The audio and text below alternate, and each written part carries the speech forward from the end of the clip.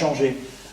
Tout a changé parce que, c'est vrai, voilà, on a un nouveau visage, il est là. Et tout a changé parce que le Parti Socialiste a explosé, parce qu'il n'y a plus de LR vraiment comme avant, en tout cas, et c'est autre chose. Même le Front National s'est dispersé, les centristes ont été phagocytés. Nous sommes toujours, nous, présents, debout la France, fidèle au poste, et d'ailleurs, quelque part, on remonte dans la hiérarchie, parce qu'à force de voir tous les autres disparaître, eh bien, ceux qui résistent, forcément, sont un peu plus haut dans la... Bon, voilà, tout a changé, et en même temps, rien n'a changé, puisque tous les grands problèmes restent les mêmes. On a une immigration, certainement Nicolas en dira un mot tout à l'heure, qui reste un vrai problème majeur. Rien n'a changé de ce point de vue-là. Et pourtant, on a un message spécifique à délivrer sur ce problème-là. La méritocratie, non seulement rien n'a changé, mais ça a plutôt l'air de s'aggraver. Toutes les nouvelles mesures pénalisent les classes moyennes. La sécurité, qui est aussi un grand sujet de préoccupation des Français, rien n'a changé. On brûle toujours des bagnoles, on caillasse toujours la police, on caillasse toujours les pompiers, enfin bref, rien n'a changé.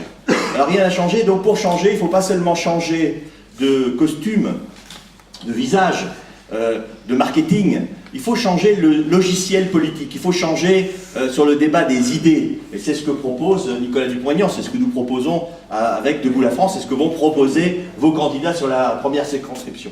Alors ils vont parler des problématiques nationales, Nicolas, ils vont parler des problématiques peut-être plus locales avec Jean-Paul et Lionel, qui est là, mais je crois qu'il y a aussi une leçon de tout ce, pour finir mon courte intervention, il y a une leçon qu'il faut que nous retenions aussi de ces derniers mois. On doit tous se remettre en cause, et nous aussi, pour essayer de mieux parler aux Français, mieux les convaincre.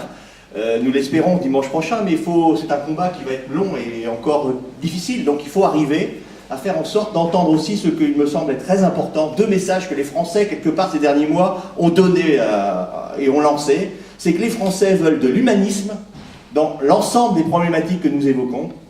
Ils veulent de l'humanisme et ils veulent de la justice. Toute forme de justice, la justice sociale, la justice avec un grand J.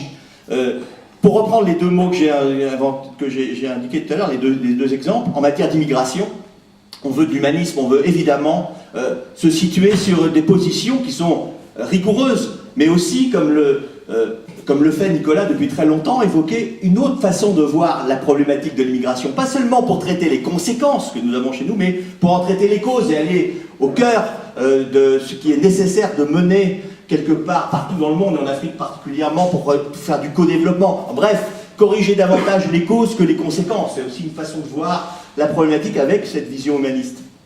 Et puis en matière de méritocratie, eh bien évidemment que nous avons cette volonté de pousser vers la justice. Comment peut-on imaginer un pays où un tiers de ses agriculteurs ne gagnent pas 350 € par mois? Voilà ce que c'est que la réalité. Nous sommes dans une situation d'injustice, mais simplement les questions d'injustice ne sont pas évoquées comme nous le souhaiterions.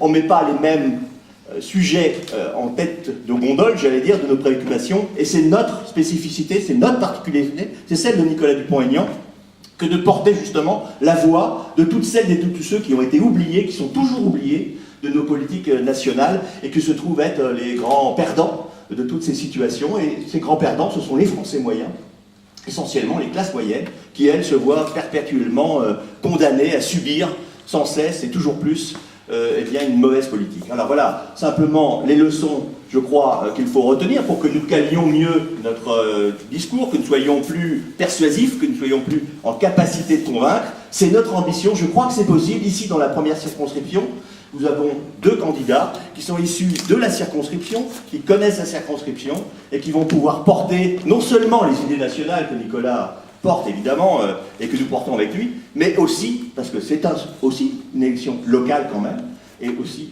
important pour chacun d'entre vous qui êtes habitants de cette première circonscription, porter les problématiques locales qui sont extrêmement nombreuses en matière de transport, en matière de santé, qui sont extrêmement nombreuses en matière également de sécurité bien sûr, ou encore d'éducation. Voilà.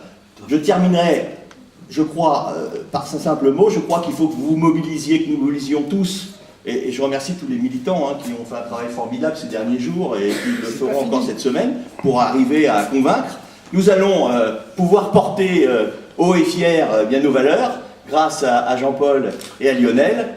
Je vais maintenant leur céder la parole et puis on terminera par Nicolas. Je crois que c'est évidemment comme ça qu'on veut faire. Et puis on va essayer d'être court, Jean-Paul et Lionel, pour vous présenter, pour qu'on laisse... On a la chance d'avoir notre président ici.